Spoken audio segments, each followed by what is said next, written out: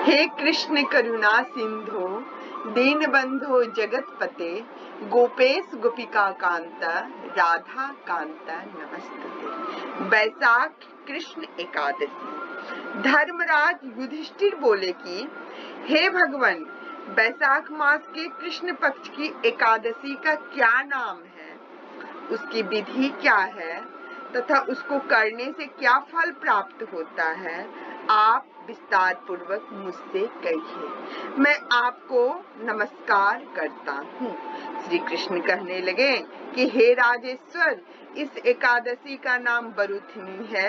यह सौभाग्य देने वाली है, सब पापों को नष्ट करने वाली है तथा अंत में मोक्ष देने वाली है। इस व्रत को यदि कोई अभागिनी स्त्री करे तो उसको सौभाग्य मिलता है।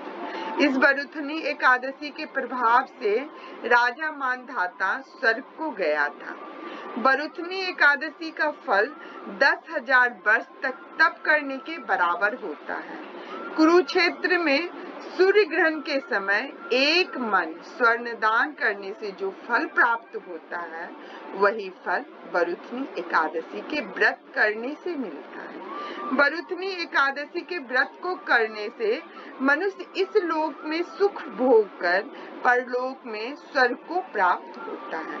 शास्त्रों में कहा गया है कि हाथी का दान घोड़े के दान से श्रेष्ठ है, हाथी के दान से भूमि दान, भूमि के दान से तिलों का दान, तिलों के दान से स्वर्ण का दान तथा स्वर्ण के दान से अन्न का दान श्रेष्ठ है।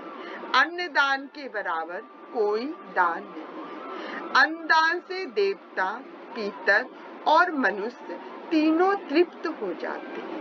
शास्त्रों में इसको कन्यादान के बराबर माना गया है। बरुथनी एकादशी का व्रत करने वाले को दशमी के दिन निम्नलिखित वस्तुओं का त्याग करना चाहिए, जैसे कांसे के बर्तन में भोजन करना, मांस, मसूर की दाल, चने का साग, कोदे का साग, शहद, स्त्री प्रसंग। व्रत वाले दिन जुआ नहीं खेलना चाहिए। उस दिन पान खाना, दातुन करना, दूसरों की निंदा करना तथा चुगली करना एवं पापी मनुष्यों के साथ बातचीत सब त्याग देना चाहिए। उस दिन क्रोध, मिथ्या भाषण का त्याग करना चाहिए। इस व्रत में नमक, तेल अथवा अन्न वर्जित है। हे राजन, जो मनुष्य विधिवत इस एकादशी को करते हैं, उनको स्वर्ग लोक की प्राप्ति होती है। अतः मनुष्यों को पापों से डरना चाहिए। इस व्रत के महात्म को पढ़ने से 1000 गोदान का फल मिलता है। इसका फल गंगा स्नान के फल से भी अधिक है। बरुथनी एकादशी व्रत कथा। पौराणिक कथा के अनुसार राजा मानधाता बहुत दानी और तपस्वी राजा माने जाते थे।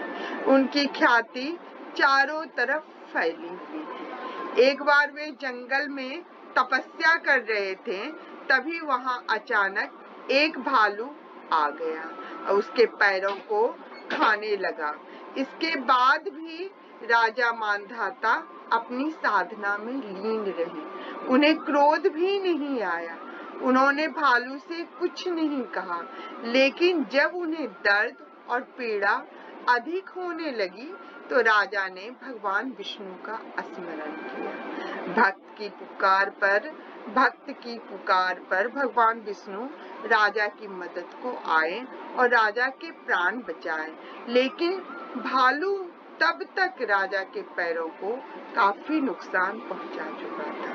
राजा यह देखकर दुखी हुए, लेकिन भगवान विष्णु ने कहा कि राजा परेशान ना हो, क्योंकि भालू ने तुम्हें उतना ही नुकसान पहुंचाया है जितना पिछले जन्म में तुम्हारे पाप कर्म थे। भगवान विष्णु ने तब राजा से कहा कि तुम्हारे पैर ठीक हो जाएंगे यदि तुम मथुरा की भूमि पर बरुथनी एकादशी का व्रत करो। राजा ने भगवान की बात का पालन किया और उसके पैर ठीक हो गए। हरे कृष्ण कृष्ण कृष्ण हरे हरे, हरे राम राम राम हरे हरे। धन्यवाद।